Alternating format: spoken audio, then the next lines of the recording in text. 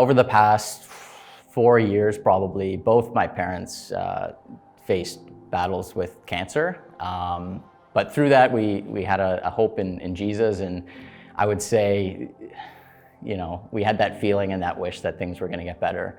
And we were very lucky from an earthly standpoint. Both of my parents, they conquered their battles with cancer, and they both came out cancer-free, and are now healthy, and they actually moved away. They don't go to Forest Brook anymore. But so I'd say we had that hope that things were going to get better, and they did from that perspective. But more recently, a place where I saw hope where you maybe wouldn't expect it is my mom's best friend for the past 50 years also faced a battle with cancer and lost. But at the funeral, we were at the funeral a few weeks ago, and she was a believer, and their families are believers. So I would say that there was a feeling of hope, and it was on that deeper level that what was broken has been restored. So because of the resurrection, they know that she is with Jesus again, and they had that deeply held belief that she had been restored and is no longer suffering. In reflection, one of the most important things is coming here.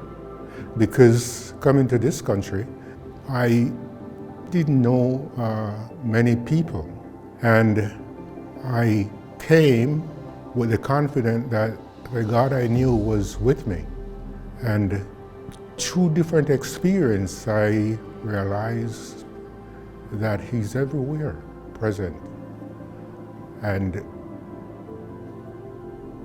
He provided family, He provided relationships, and wherever I went in different parts of this country, there's always a sense that I'm not alone. He's with me. When I became a Christian, I'm from a non-Christian family, and we were married. And when I came into Christianity, belief and such, I found the role of women very oppressive. So I was an advocate for equality for women in the church. And over time, long time, and process, and at least here at Forest Brook, there is equality for women in service and their gifts to co-partner in spreading God's love to the world. So that was a surprise. And now I'm on to other groups to set that bigger table. Unpopular opinion, spring is my least favorite season. I've always had a tricky relationship with March. Maybe you can relate, especially this past year.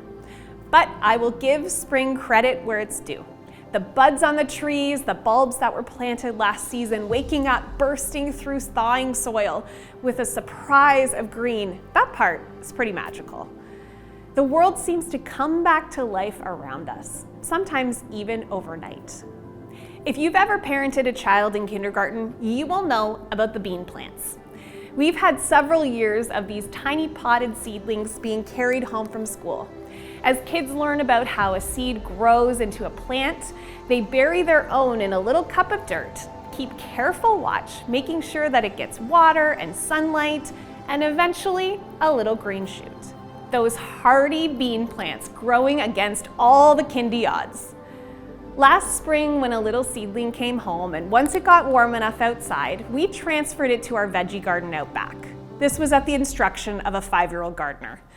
To be honest, I wasn't really sure how it was all gonna go down.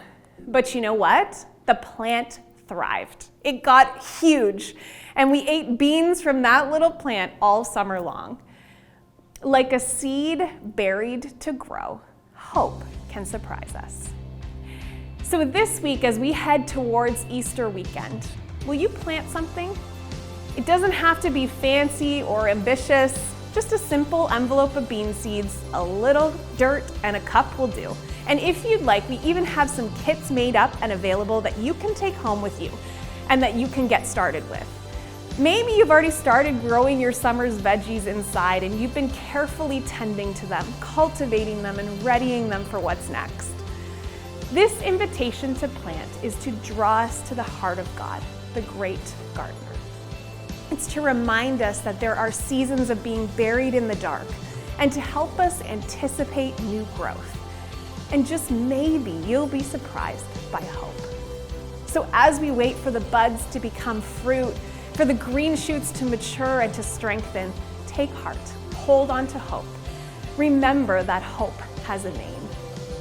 May we not be afraid to get our hands a little dirty. May we live with hearts that are open for the Spirit to move in. And may our God, the gardener, the way maker, the one who's able to do immeasurably more than anything we could ever imagine, continue to surprise us.